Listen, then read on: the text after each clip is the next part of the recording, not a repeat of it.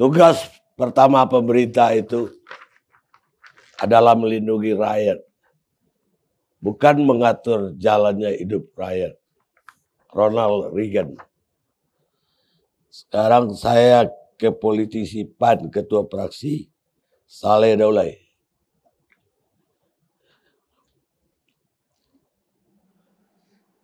Jadi begini Bang Karni, soal JHT ini saya kira mulai agak kontroversial itu munculnya itu karena memang saya kira dia munculnya itu mendadak juga ya. Jadi tiba-tiba kita mendapat berita bahwa Permenaker nomor 2 tahun 2022 keluar. Semestinya yang ini kan bisa disonding dulu lah di DPR gitu. Karena masa sidang ini saja kami kan pernah rapat nih dengan Kementerian Tenaga Kerja dan dipimpin langsung oleh Ibu Menteri. Kalau ini disampaikan seperti ini, itu Kementerian Tenaga Kerja mengatakan sudah ada kesimpulan rapat di mana disebutkan bahwa Kementerian Tenaga Kerja didesak untuk melakukan atau meningkatkanlah kesejahteraan para pekerja, di mana di antara lain di situ adalah melakukan harmonisasi, sinkronisasi terkait dengan aturan perundang-undangan yang ada. Saya kira itu betul, tetapi kalau misalnya yang disebut dengan jaminan hari tua itu baru boleh dicairkan pada usia 56 tahun, ini jadi problem karena memang saya belum pernah mendengar di dalam rapat juga itu disampaikan seperti itu. Nah sekarang saya lihat ada beberapa hal yang menjadi kendala di dalam keluarnya undang-undang ini, Permenaker ini. Pertama, kalau kita lihat setiap aturan yang dikeluarkan oleh pemerintah atau siapapun itu semestinya dia memandang minimal 3 hal. Ya. Landasan filosofisnya, landasan yuridisnya, dan landasan sosiologisnya. Kalau kita lihat dari sisi filosofis, saya kira ini sangat tidak filosofis lah membuat aturan perundang-undangan di tengah situasi pandemi seperti ini. Mestinya kita membantu para pekerja, ini malah justru menurut para pekerja memberatkan mereka sehingga mereka menolak ini. Nah kemudian secara yuridis ini sebetulnya katakanlah ini sesuai dengan aturan yang ada dan seterusnya. Tetapi ingat ini JHT ini kan muncul Permenaker 2 ini sebetulnya itu menghapus Permenaker 19/2015. Di mana kalau kita lihat Permenaker yang sebelumnya itu dibolehkan untuk mencarikan JHT setelah mereka pensiun 1 bulan setelah mereka tidak bekerja lagi gitu. Nah kemudian ini diganti. Ini kan ada tumpang tindih nih kelihatannya. Ini mesti harus didudukkan dulu ini. Bantalan hukumnya ini seperti apa. Supaya nggak ada kontradiksi atau pertentangan hukum di dalam ketentuan-ketentuan yang akan mereka ambil. Kemudian landasan sosiologisnya saya kira ini ya itu tadi.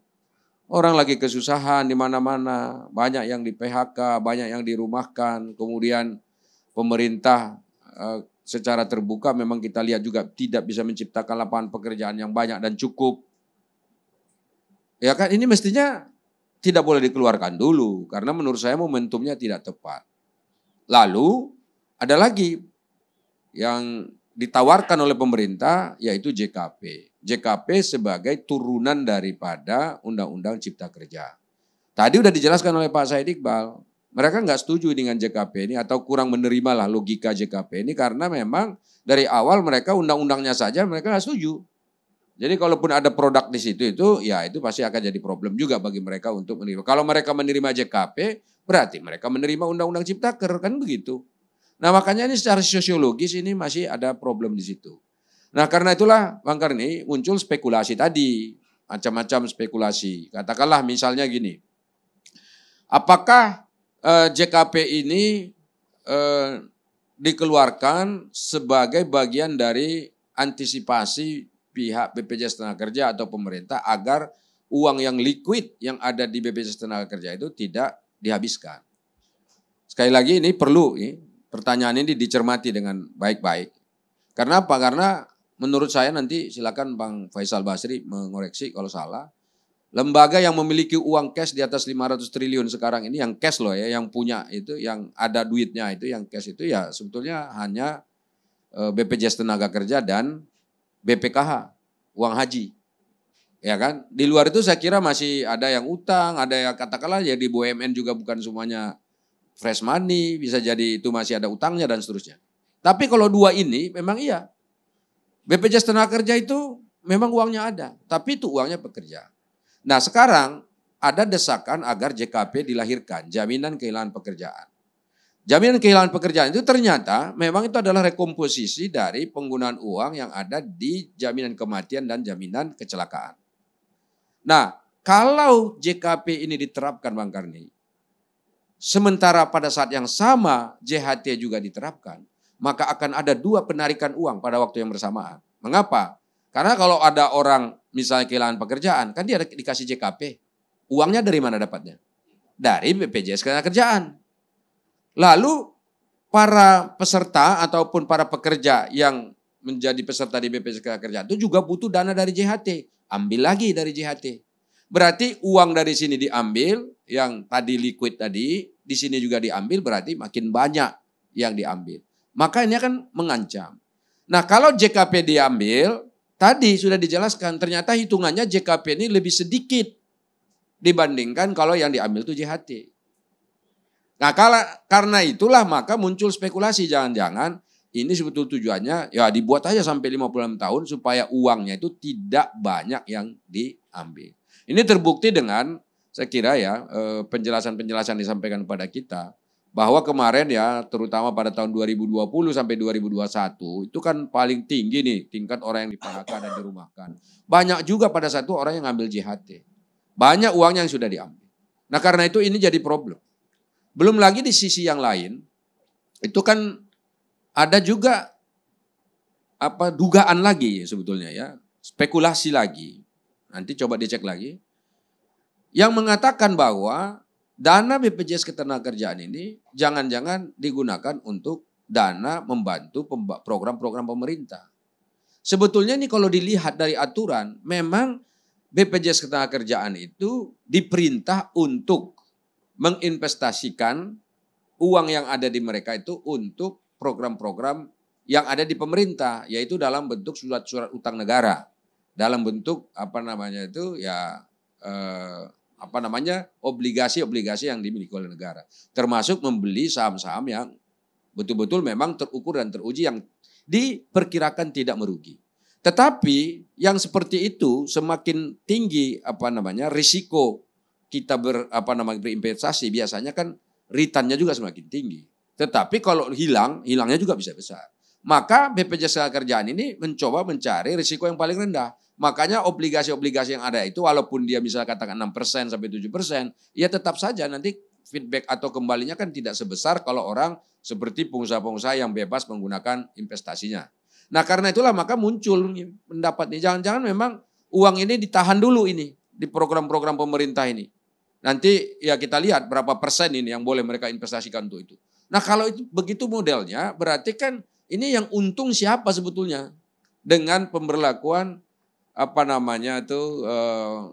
JHT hanya boleh diambil pada usia 56 tahun. Jangan-jangan yang untung ya hanya BPJS sehingga lebih gampang mereka mengelola uangnya, atau juga jangan-jangan pemerintah sehingga mereka bisa mengatur di mana investasi ini bisa lama dibuat. Mereka misalnya bisa mengontrol sehingga dengan demikian ini tidak sampai rush, katakanlah seperti itu. Nah Bang Karni, saya juga merasa bahwa memang ada problem sosiologis dan psikologis ya bagi para pekerja kita. Mengapa? Tadi mereka ini selalu ditinggalkan. Dalam setiap kebijakan yang diambil oleh pemerintah itu mereka selalu mengaku ini ditinggalkan. Katakanlah misalnya Undang-Undang Ciptaker.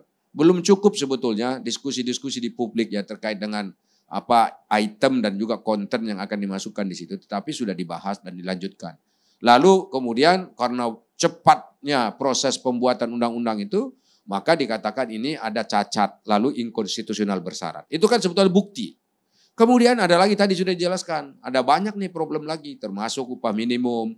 Kemudian ini muncul lagi JHT. Lalu saya dengar, ini kata Pak Said Iqbal, ini mereka juga nggak diikutkan untuk bicara trilateral meeting atau tripartit ya ketika mereka memutuskan ini. Padahal khusus untuk aturan yang berkenaan dengan para pekerja, ini tripartit ini mesti harus betul-betul dikerjakan. Kenapa? Karena mereka juga tidak serta-merta menerima semua aturan yang akan dibuat oleh pemerintah. Kenapa? Karena mereka ini merasa mereka itu bekerja. Ini sejak zaman abad pertengahan sampai hari ini jadi problem. Masalah gaji, masalah kesejahteraan, masalah yang ini sekarang di era modern ini jaminan asuransi dan seterusnya ini jadi problem. Nah karena itu mereka tidak boleh ditinggalkan sama sekali. Baik. Kita harus dukung mereka dan karena itulah uang yang dimiliki oleh mereka yang disimpan oleh BPJS Ketenagakerjaan itu harus bisa dimanfaatkan oleh mereka. Kalau mereka kesusahan sekarang jangan tunggu sampai tua baru mereka bisa ambil uangnya. Mana tahu uang yang JHT yang sekarang dicairkan itu bisa menyelesaikan problem mereka sekarang. Kan ada juga orang yang investasinya walaupun 10 juta, 12 juta yang dari JHT bisa buka usaha baru. Bahkan bisa mempekerjakan orang. Orang kalau ternak ayam, Bang Karni, misalnya bikin ternak ayam saja bisa berapa ribu ekor misalnya seperti itu. Itu kan bisa sangat membantu. Nah kalau misalnya sudah nggak ada uangnya lagi, memang dilarang untuk diambil, lalu bagaimana mereka? Hanya dapat berapa tadi? Yang dari JKP ya katakan 1.250.000, 2.500.000 misalnya paling tinggi. Nah itu kan tentu nggak cukup. Ini yang saya kira dituntut oleh mereka sehingga ini jadi problem. Dan mudah-mudahan ya nanti saya kira ya Menteri Tenaga Kerja tidak usah malu-malu lah untuk mencabut Permenaker ini kalau memang banyak penolakan. Karena soal Permenaker TKA saja, ya tenaga kerja asing saja itu pada periode yang lalu 1 bulan bisa berganti 2 kali, Bang Karni. Ya kan? 2 kali diganti. Jadi kalau misalnya memang bisa itu ya di sini bisa juga. Ya kan? Kan tidak mesti harus ini. Mudah-mudahan lah ya. Karena situasinya sekarang tidak memungkinkan sama sekali. Kasihan mereka. Makasih. Tadi dibilang bahwa yang liquid itu salah satunya BPJS. Artinya ada dana cash lah. Ada liquid. Apa iya? Kalau dana itu udah dipakai untuk sun misalnya. Beli obligasi, itu kan 20 tahun lagi baru bisa dicairin. Jadi ya tepatlah kalau mereka disuruh nunggu sampai 56. Supaya 20 tahun lagi baru duitnya keluar. Jadi Bang Karni kalau yang dimaksud liquid di sini itu memang tidak semua uang itu boleh diinvestasikan. Tetap harus ada yang memang yang betul-betul bisa diambil kapan saja. Nah ini yang sisa ini yang dikhawatirkan nggak cukup. Jika suatu waktu nanti ternyata pengambilannya besar. Nah kalau ini nggak cukup, ya itu tadi terpaksa yang diinvestasikan tadi dilirik untuk diambil. Sementara dalam aturannya kan cut loss itu nggak boleh. Kalau cut loss kan berarti rugi. Ya kan kalau rugi kan ada penalti segala macam itu. Dan tetap aturan itu berlaku karena memang kalau investasi ya bisnis. Begitu loh. Jadi karena itulah ini jadi problem nih. Saya jujur saja soal keuangan nggak begitu mengerti. Tapi penjelasan yang saya dengar dari BPJS Tenaga begitu. Ada tetap uang yang cair itu. Tapi pasti tidak akan cukup sebesar kebutuhan para pekerja jika misalnya JKP diterapkan pada satu sisi, kemudian JHT juga diterapkan. Karena kan akan ada 2 nih pembayaran, sisi kiri, sisi kanan. Orang kan nanya saya Bang Karni, ini kalau begitu gini aja deh, ini kan JKP sudah bisa menggantikan JHT gitu. Lalu saya bilang, kenapa enggak JKP kita terapkan? Ya kan? Kan bagus tuh JKP sebetulnya kelihatannya. Lalu JHT juga kita terapkan. Jadi orang boleh ambil JKP pada saat yang sama, juga boleh mengambil JHT. Kalau misalnya JHT-nya dia mau tunggu, udahlah saya nanti JHT saya ambil 56 tahun lah. Nanti setelah saya tua. Enggak apa-apa juga. Ini kan orang gini loh. Ini kan kalau yang namanya jaminan hari tua itu diambil sekarang, itu bukan jaminan hari tua namanya. Itu namanya jaminan hari muda. Pertanyaan saya, itu kan JHT sama dengan pensiun sebetulnya. Agak-agak mirip lah.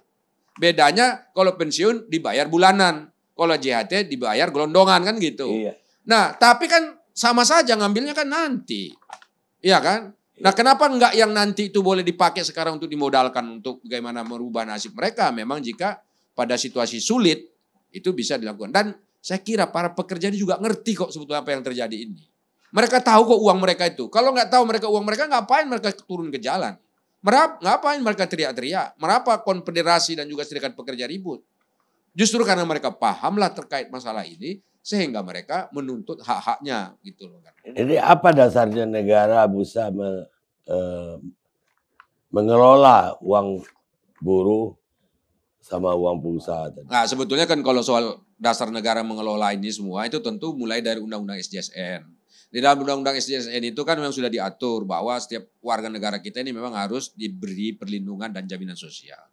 Lalu turunannya, bukan, ada lagi Undang-Undang BPJS. Undang-Undang BPJS itu ada dua bagian di situ. Ada undang-undang yang berkenaan dengan BPJS Kesehatan, ada undang-undang yang berkenaan dengan BPJS Ketenagakerjaan. Nah, hari ini yang kita soal ini adalah soal BPJS Ketenagakerjaan. Di situ ada aturan-aturan, Bang Karni.